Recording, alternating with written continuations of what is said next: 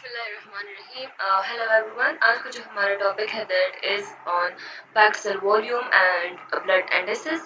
सो start करते हैं packed cell volume से। पैक्ड सेल वॉल्यूम जो है असल में जो आरबीसी का प्रोपोर्शन होता है पूरे ब्लड में, अगर हम उसको परसेंटेज में एक्सप्रेस करें तो उसको कहते हैं packed cell volume.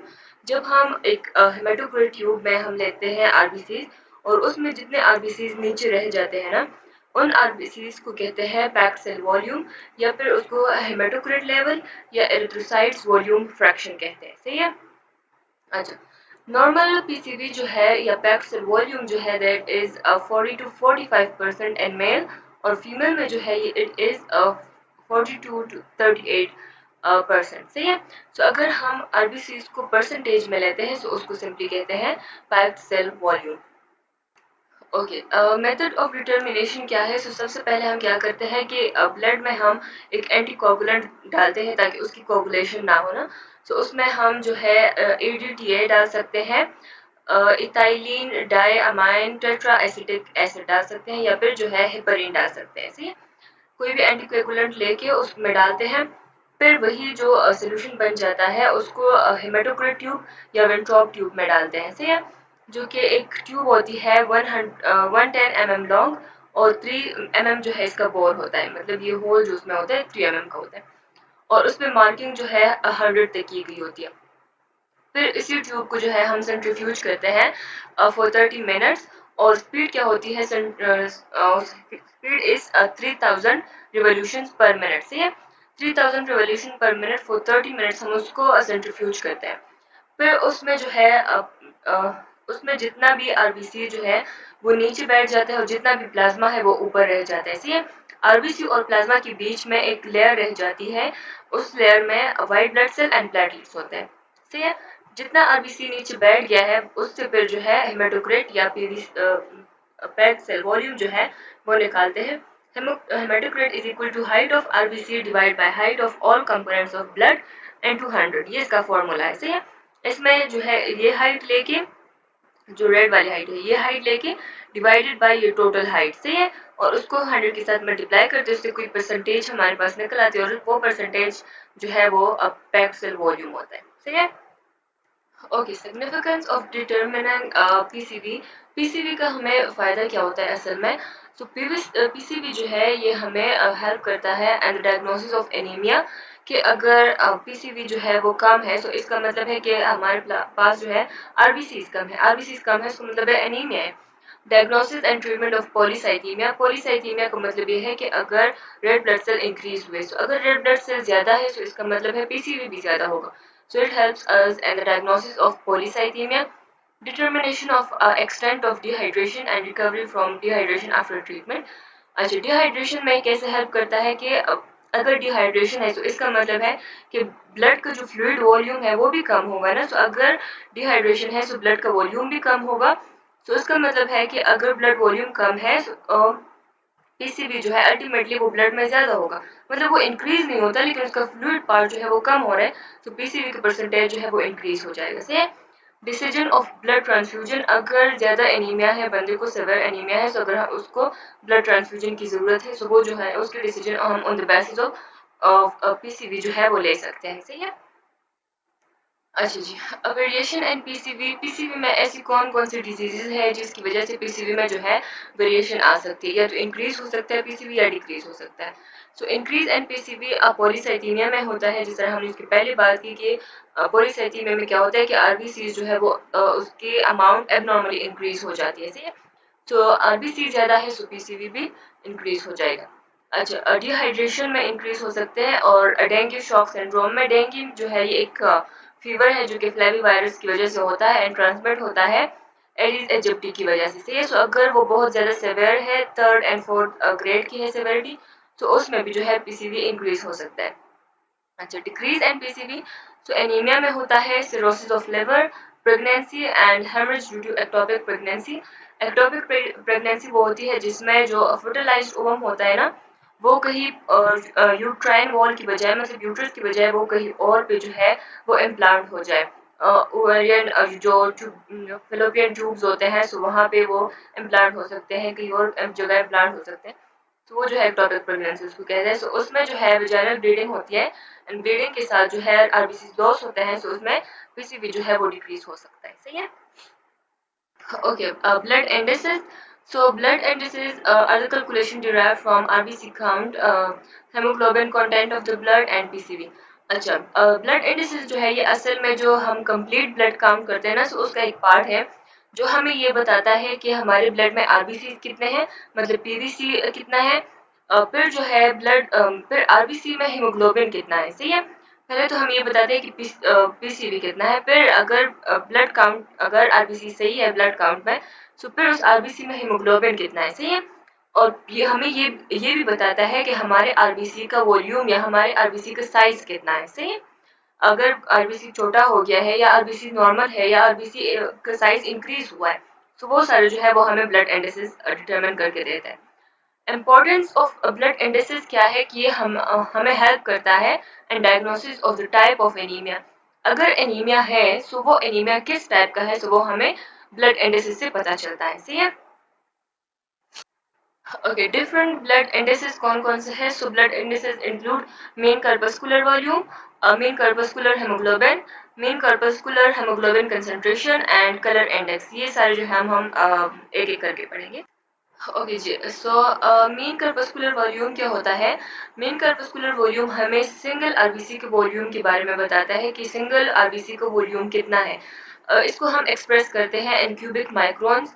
Normal MCV जो है दैट इज 90 क्यूबिक माइक्रोन्स, और ये जो है इसका मीन है, सो रेंज जो है that is 78 to 90 micron, so that is normal. सही है। एमसीवी अगर नॉर्मल है तो हम कहते हैं कि आरबीसी जो है दैट इज नॉर्मोसाइट। अगर एमसीवी इंक्रीज हुआ है तो हम फिर आरबीसी को कहते हैं एक मैक्रोसाइट आरबीसी। सही है। और अगर एमसीवी डिक्रीज होता है तो फिर हम आरबीसी को माइक्रोसाइट कहते हैं। अच्छा, इस डायग्राम में आप देखें ना, तो ये वाला जो है इसको कहते हैं नॉर्मोसाइट, क्योंकि आरबीसी का वॉल्यूम जो है दैट इज नॉर्मल। अगर इससे कम हो जाता है आरबीसी का वॉल्यूम तो फिर हम उसको माइक्रोसाइट कहते हैं, और अगर नॉर्मोसाइट से इंक्रीज हो जाता है उसका वॉल्यूम तो फिर उसको हम मैक्रोसाइट कहते हैं। सही है। मैक्रोसाइट आरबीसी जो है ये परनीशियस एनीमिया में होते हैं एंड मेगैलोब्लास्टिक एनीमिया में होते हैं। सही है। और माइक्रोसाइट जो आरबीसीज होते हैं वो आयरन डेफिशिएंसी एनीमिया में होते हैं। सही है। Okay, the second one is mean corpuscular haemoglobin. Mean corpuscular haemoglobin ऐसे कहते हैं अगर आरबीसी में जो है, आरबीसी में कितना हेमोग्लोबिन प्रेजेंट है, कितने हेमोग्लोबिन की क्वांटिटी या उसकी अमाउंट कितनी है एक ही आरबीसी में, उसको कहते हैं मीन कर्पस्कुलर हेमोग्लोबिन। इसको हम एक्सप्रेस करते हैं and picograms. Picogram is actually 10 raise to power -12 and normal value इसकी कितनी है, दैट इज 30 पिकोग्राम। सो अगर 27 टू 32 पिकोग्राम है सो इट इज नॉर्मल। सही है। Okay, mean corpuscular haemoglobin concentration. So अब जो है एक आरबीसी में हेमोग्लोबिन कंसंट्रेशन कितना है, तो उसको हम in relation with volume of RBC लेते हैं। सही है।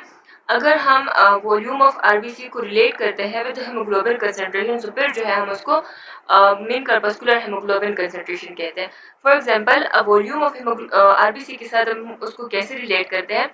फॉर एग्जांपल हम कहते हैं कि अगर माइक्रोसाइट है तो उसमें हेमोग्लोबिन का वॉल्यूम कितना होगा, अगर मैक्रोसाइट है तो उसमें हेमोग्लोबिन का वॉल्यूम कितना होगा, अगर जो है नॉर्मोसाइट है तो उसमें हेमोग्लोबिन कितना होगा। तो अगर हम वॉल्यूम ऑफ आरबीसी के साथ रिलेट करते हैं हेमोग्लोबिन की अमाउंट को, तो उसको जो है हम कहते हैं मीन कर्पस्कुलर हेमोग्लोबिन कंसंट्रेशन। सही है। ये भी हम एक्सप्रेस करते हैं इन परसेंटेज।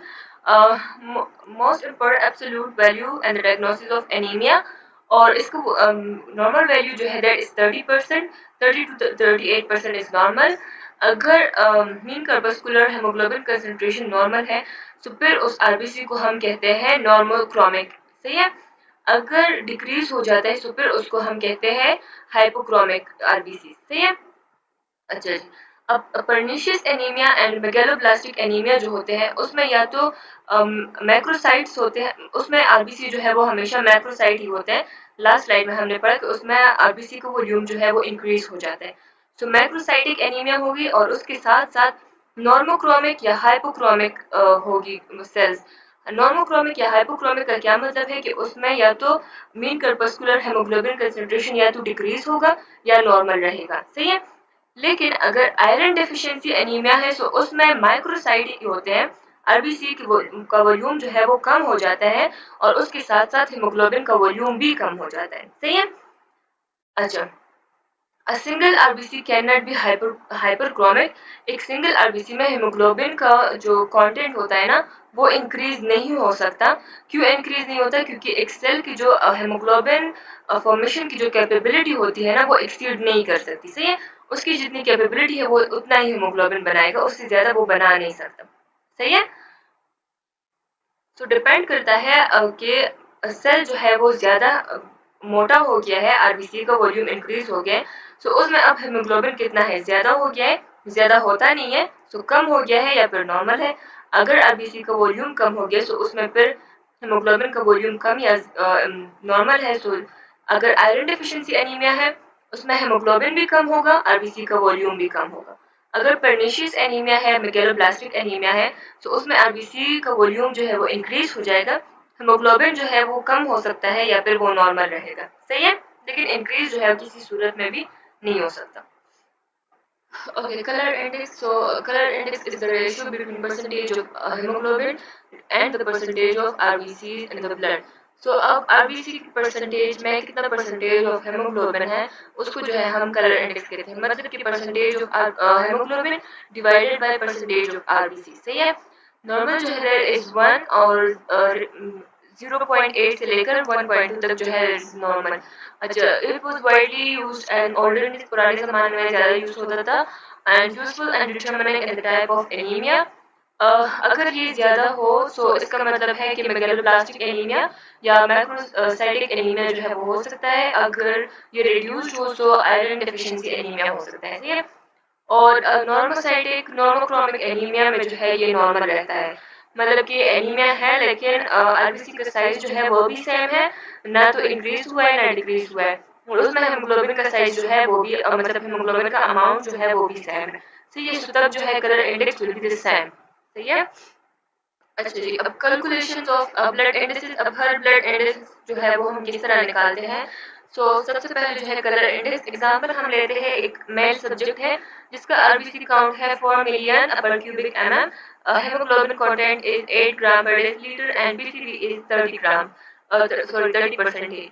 सही है। सो कलर इंडेक्स हम किस तरह निकालते हैं कि colour index is equal to haemoglobin percentage divided by RBC percentage. सही है। तो सबसे पहले हम हेमोग्लोबिन परसेंटेज निकालेंगे, उसके बाद जो है हम आरबीसी का परसेंटेज निकालेंगे। तो haemoglobin percentage is equal to haemoglobin content in the subject divided by haemoglobin content in normal person. अब इस पेशेंट का हेमोग्लोबिन कंटेंट कितना है वो हम लेंगे और नॉर्मल बंदों का कितना है वो हम लेंगे, उसको मल्टीप्लाई करेंगे 100 के साथ, तो उससे हमारा हेमोग्लोबिन परसेंटेज आ जाएगा। सही है। तो इस सब्जेक्ट का हेमोग्लोबिन कंटेंट कितना है, दैट इज 8 ग्राम पर डेसीलीटर। सो 8 हमने लिया और नॉर्मल जो है दैट इज मेल में जो है दैट इज 14 टू 18। सो उसका अगर हम एवरेज ले लें, मीन ले लें, दैट विल बी 15 ग्राम पर डेसीलीटर। सही है। सो 15 हमने लिया, 8 डिवाइड बाई 15 इनटू 100, तो उससे हमारे पास हेमोग्लोबिन परसेंटेज आ जाता है। सही है। फिर आरबीसी का परसेंटेज हम लेते हैं, तो RBC count and the subject, subject में आरबीसी काउंट कितना है, दैट इज 4 मिलियन, और नॉर्मल जो है वो कितना है, दैट इज 5 मिलियन पर क्यूबिक एमएम। उसको हमने 100 के साथ मल्टीप्लाई किया तो हमारे पास जो है आरबीसी का परसेंटेज आ जाता है। अब ये दोनों जो है हेमोग्लोबिन परसेंटेज और आरबीसी परसेंटेज हम इस फॉर्मूले में पुट कर देते हैं। सही है। So hemoglobin percentage divided by RBC percentage is equal to 53.3 divided by 80%. So color index जो है उस बंदे का आ जाता है 0.67। सही है, जो कि लेस है देन नॉर्मल। नॉर्मल जो है that is 1, so it is less than normal 0.67। अच्छा जी, अब नेक्स्ट पे आते हैं। अब मीन कर्पस्कुलर वॉल्यूम हम किस तरह फाइंड आउट करते हैं। सेम वही पेशेंट है, वही उसकी जो है काउंट्स है, आरबीसी काउंट 4 है, हेमोग्लोबिन कंटेंट जो है दैट इज 8 ग्राम पर decilitre and PCB is 30। Formula हमारे पास क्या है, mean corpuscular volume is equal to haematocrit into 10 divide by RBC count. So haematocrit और पीसीबी जो है वो सेम चीज है। हेमाटोक्रेट हमारे पास कितना है, दैट इज 30, और आरबीसी काउंट कितना है, that is 4 million. So 30 into 10 divided by 4, तो हमारे पास 75 आ जाता है। सही है। तो MCV is equal to 75। Cubic microns. अच्छा जी। अच्छा, mean corpuscular haemoglobin, mean corpuscular haemoglobin वही पेशेंट है और वही उसकी आरबीसी काउंट भी वही है, हेमोग्लोबिन कंटेंट भी वही है, पीसीबी भी वही है। फॉर्मूला क्या है? That is mean corpuscular haemoglobin is equal to haemoglobin and 10 divide by RBC count. इसका फॉर्मूला जो है वो सेम है एज एमसीवी, लेकिन उसमें हम जो है हेमेटोक्रिट यहाँ पे ले रहे थे और इसमें जो है मीन कर्पस्कुलर हेमोग्लोबिन में सिर्फ हम हेमोग्लोबिन ले रहे हैं। So hemoglobin content इसका कितना है? That is 8 gram into 10 divided by RBC count, that is 4 million. So 8 into 10 divided by 4.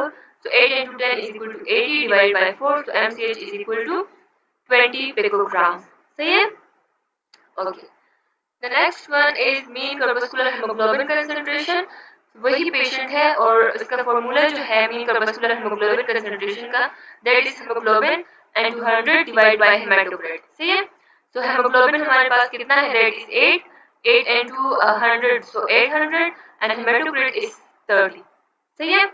So 800 divided by 30, so is equal to 26.67। अच्छा जी। तो अब देखते हैं रिजल्ट पे कि रिजल्ट हमारे पास क्या है। सो कलर इंडेक्स जो है इस पेशेंट का था 0.67, नॉर्मल वैल्यू जो है दैट इज 0.8 टू 1.2। तो इसका मतलब है कि कलर इंडेक्स उसका कम है। मेन कर्पस्कुलर वॉल्यूम कितना है? दैट इज 75 और नॉर्मल जो है दैट इज 78 टू 90। तो इसका मेन कर्पस्कुलर वॉल्यूम भी कम है।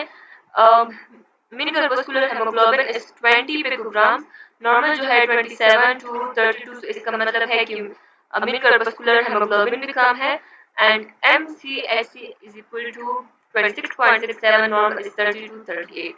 सही है? तो ये रिजल्ट हमें क्या शो करता है कि इस बंदे को जो है माइक्रोसिटिक हाइपोक्रोमिक एनीमिया है। माइक्रोसिटिक मतलब उसके आरबीसी का वॉल्यूम भी कम हो गया है, जो हमें एमसीवी से पता चल रहा है। सही है? और इस बंदे को जो है हेमोग्लोबिन भी कम है, जो कि हमें पता चल रहा है मीन कर्पस्कुलर हेमोग्लोबिन से। सही है? So which commonly occurs during iron deficiency, इस बंदे को जो है आयरन डिफिशिएंसी एनीमिया। सही है? And this is the end of the topic. अगर आप लोग कोई क्वेश्चन हो तो यू कैन आस्क।